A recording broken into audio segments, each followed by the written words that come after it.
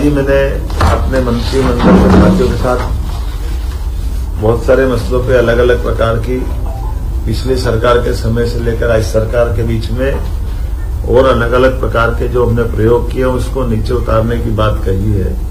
जैसे हमारा गंगा जल गंगा संरक्षण अभियान चल रहा है, 3,672 करोड़ के काम इस दरमियान हो रहे हैं। कल मैं बीते दिन गोल घर गड़ात में एक जल मंदिर में गया था, पुरानी बावड़ी बहुत सुंदर हो गई। ये हमारे मंत्री राकेश जी के क्षेत्र में था।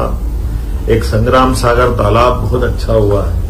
ऐसे अलग अलग पूरे प्रदेश में माहौल बना हुआ है और ये अभियान हम गंगा दशहरे तक चलाने वाले हैं, जिसके माध्यम से जल संरचनाएं, पुराने कुएं, बावड़ी, तालाब, नदी, पोखर, जल की सारी संरचनाओं का पुनर्जीवन का काम करने का प्रयास कर रहे हैं। कुल मिलाकर के काम तो बहुत सारे हैं, लेकिन अभी कुछ और उल्लेखनीय कामों के बारे में हमने अभी बताया है कि इस सरकार के माध्यम से जितने काम अपन कर सकते हैं वो लॉ एंड ऑर्डर की दृष्टि से भी आपने देखा होगा कि सरकार ने अपने कुछ निर्णय किए हैं।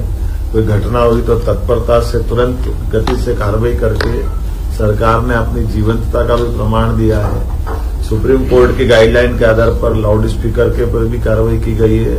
खुले में मांस मछली बेचने का भी प्रतिबंध का जो ऑर्डर हमने दिया है उसके भी अच्छे रिजल्ट आए हैं। सभी वर्ग ने इसका स्वागत किया है।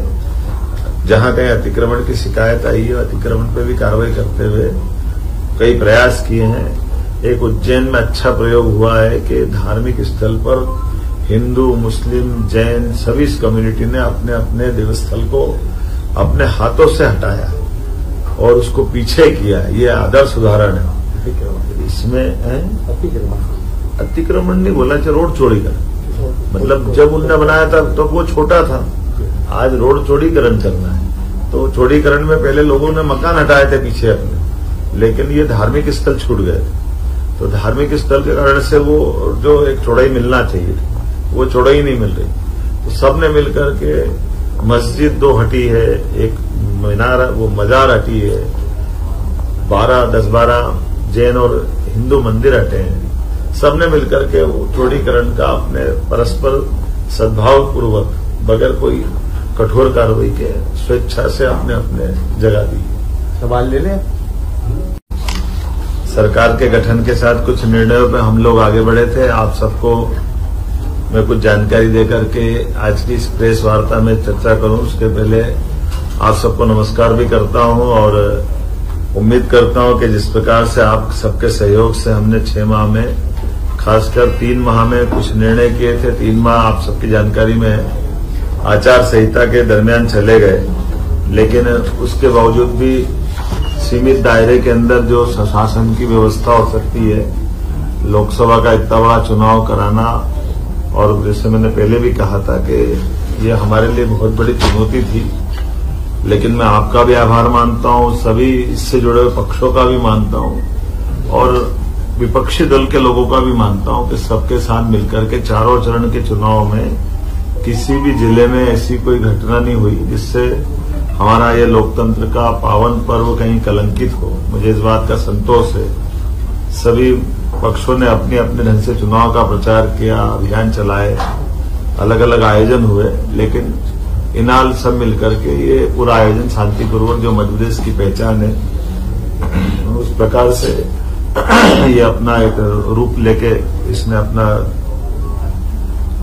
बेहतर परिणाम देकर के संतोष व्यक्त करते हुए, और एक और खास बात यशस्वी प्रधानमंत्री को भी मैं धन्यवाद देता हूं कि हमारे अपने इस लोकसभा के अच्छे परिणाम के बाद उनने अच्छे से प्रतिनिधित्व दिया है। 6 मंत्री हमारे राज्य से बनाए हैं, इसमें 3 कैबिनेट और 3 राज्य मंत्री। छठा एल मुरुगन जो राज्यसभा कोटे से आते हैं, आप में से कई लोग जानते हैं, कई नहीं लिख पाए थे, तो मैंने इसलिए बार बार कोट किया है।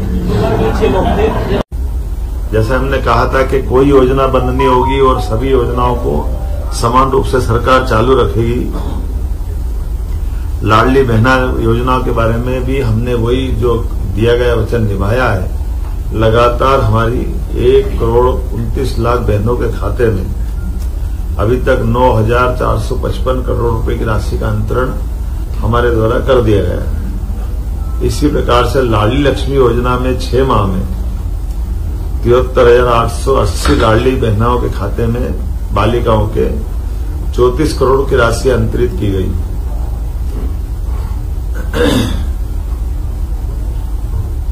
रसोई गैस सिलेंडर के लिए 45,90,000 बहनों के खाते में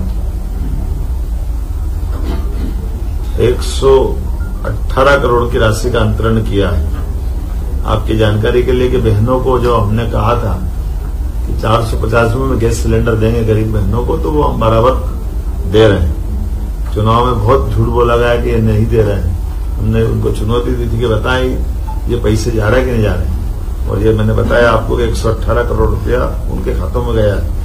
और छोटी मोटी संख्या नहीं है, 45,90,000 लाडली बहनें हैं जिनके खाते में ये रसोई गैस का सिलेंडर का पैसा गया है। शिक्षा के मामले में जैसे हमारी सरकार ने GER में देश के औसत से भी आगे अपना स्थान बनाया है, राष्ट्रीय औसत से, उसी प्रकार से नई शिक्षा नीति में जैसे देश में सबसे पहले मध्य प्रदेश आया था, 55 एक्सीलेंस कॉलेज इसी सत्र से पूरे प्रदेश में हम खोलने जा रहे हैं, जिसमें PM उत्कृष्टता महाविद्यालय में उन्नयन में जिस ढंग से काम किया है और इसी से जुड़े हुए 12th पास 75% अंक लाने वाले 90,000 विद्यार्थियों को लैपटॉप के लिए प्रति विद्यार्थी 25,000 रुपए की राशि भी हम लोग देने वाले हैं, जिसके माध्यम से वो गुणवत्तापूर्ण शिक्षा ग्रहण कर सके। उनके जीवन में ये लैपटॉप के माध्यम से नई तकनीक के आधार पर उनकी दक्षता और अच्छी बढ़े। रोजगार, प्रदेश में चुने हुए 11,000 उम्मीदवारों को एक साथ हमने नियुक्ति पत्र दिए थे। 7 लाख युवाओं के रोजगार दिवस के 5,000 करोड़ के ऋण राशि उनके व्यापार व्यवसाय के लिए उपलब्ध कराई है और स्टार्टअप को प्रोत्साहन कर रहा है। आपकी जानकारी में है कि खनिज से हमारा अपना प्रदेश सरसब्ज है। ऐसे में खनिज के अधिकतम ब्लॉक पूरे देश में सबसे ज्यादा कहीं नीलाम हुए, तो मध्य प्रदेश को भारत सरकार ने लीडर ऑफ इंडिया के नाते से नंबर 1 की स्थिति में रखा। सबसे ज्यादा नीलामी करने में मध्य प्रदेश ने एक अपना विशेष स्थान बनाया।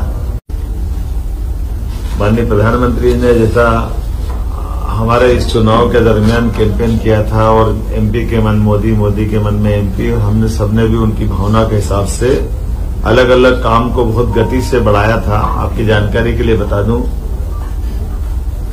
केन बेतवा लिंक योजना के माध्यम से विश्व का पहला नदी जोड़ो अभियान अपने इस मध्य प्रदेश और यूपी की धरती से प्रारंभ होगा, और इसी में हमने 12,000 और 5,000 2 अलग अलग टेंडर इसके जारी भी कर दिए और वो स्वीकृति की स्थिति में आ गए हैं। बड़ा बीच में फॉरेस्ट के लैंड का एक इशू था, जिसके कारण से ये उलझा हुआ प्रकरण था, लेकिन फॉरेस्ट को दूसरी लैंड उपलब्ध करा करके हमने इसका ये जो बीच का संकट है उसको बाहर करने का प्रयास किया है।